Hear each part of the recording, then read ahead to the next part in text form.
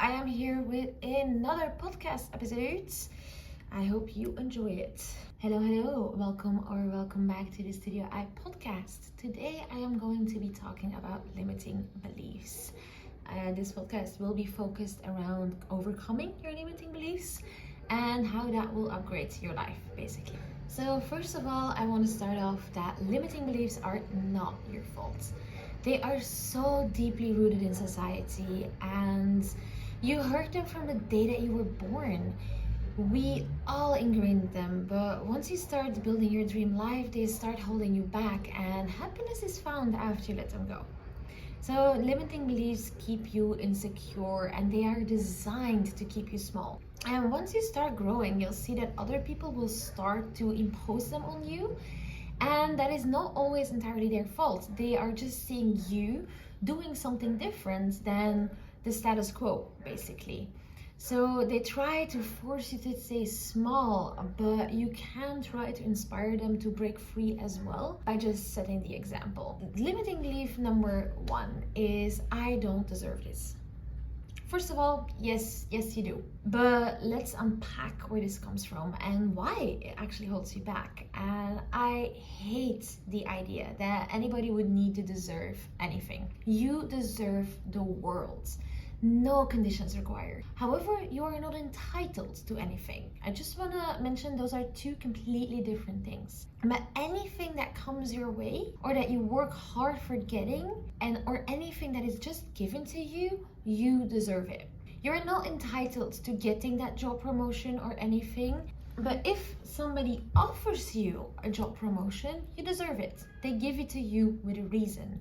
Accept that you deserve it. It goes very, very deep. I think that I don't deserve this is rooted in jealousy from other people, and that, or by the way that they were raised, and that their parents were always like in a mindset of you don't deserve to get dinner tonight because you misbehaved and things like that. If you really want to grow and if you really want to build your dream life, you're gonna have to accept that you actually deserve that life, because you cannot want a life that you deep down think that you don't deserve. Work on that limiting belief and work on knowing that you deserve the world. Because why wouldn't you? Give one reason, rational reason as to why you wouldn't. Not because you are ugly, because you don't work hard enough, because you do.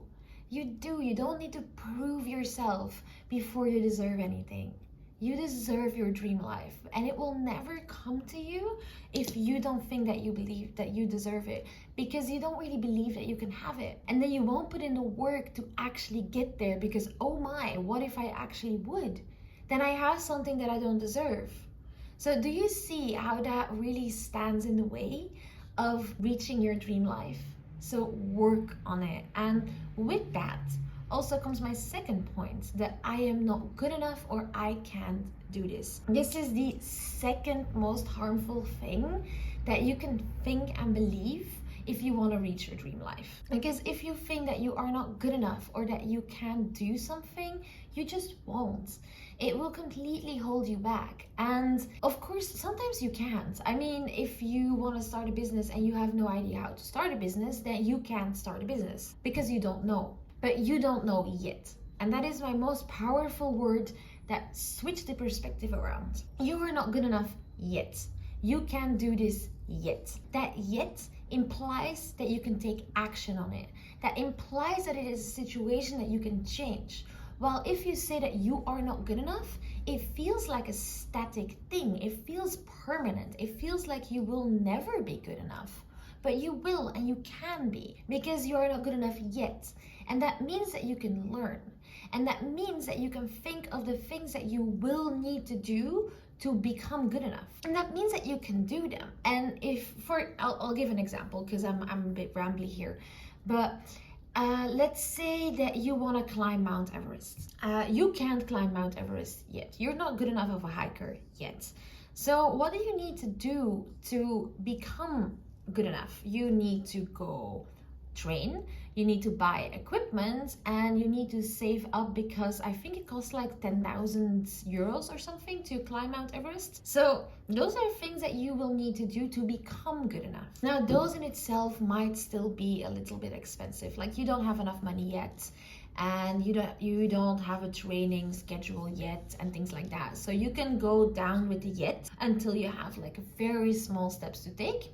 But you know that if you take every little step, that you will become good enough, because you broke it down in such small things, such manageable things, that you 100% guarantee will become good enough. So overcoming your limiting belief that you aren't good enough or that you can't do a certain thing is not in certainly just starting to believe that you are capable of doing this thing, because often you aren't. But it is believing that it is a step. Not being good enough or not being able to do something is a state of being. It is something that you can change. It is something that you can take action towards. So the key to overcoming this limiting belief is to actually take something passive and change it into something active. So instead of just saying, I'm not good enough and I never will be, no, you aren't yet. And start taking action today. And the third limiting belief that I wanted to talk about is money is dirty. Often with people's dream lives, money is involved. And often to live that life that you want to have, you will probably need to earn a little bit more money than you are earning now. But a lot of people don't like that idea because they think that money is dirty, and they think that money is inherently something that makes you a bad person. And I am here to tell you that it doesn't. Money is such a taboo, whatever topic, because it makes us uncomfortable. It makes people that don't have it uncomfortable because they want it, and it makes people that have a lot of it uncomfortable because they realize that they have more than the other person, and that the people that have less probably resent them for it. When you say that money is dirty, you say that you don't deserve to have it in your life, and that will eventually hold you back. Work on your mindset with money and realize that money is just a tool. Money is not part of your personality. Money is just a tool to get to live the life that you want to live.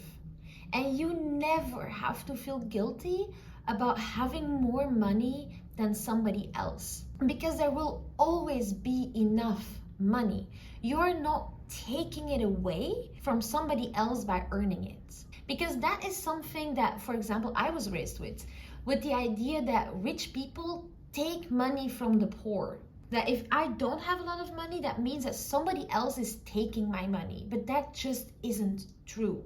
The only thing that might be blamed for taking your money is taxes.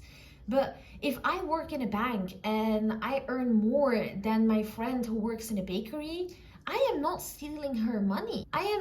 My job and my income has nothing to do with hers. So start with ingraining that first. You are not stealing anybody's money, and you are not holding anybody back by earning money.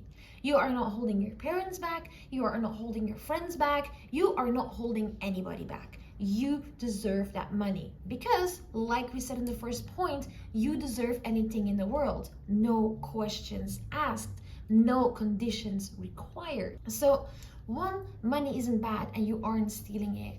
And earning money isn't hard. That is something else that you need to work on. Money isn't dirty and money isn't hard. You just need dedication, and you just need to put in the time and the work. But the time you need to make, but the work that you need to do doesn't have to be difficult or hard. You just have to do it.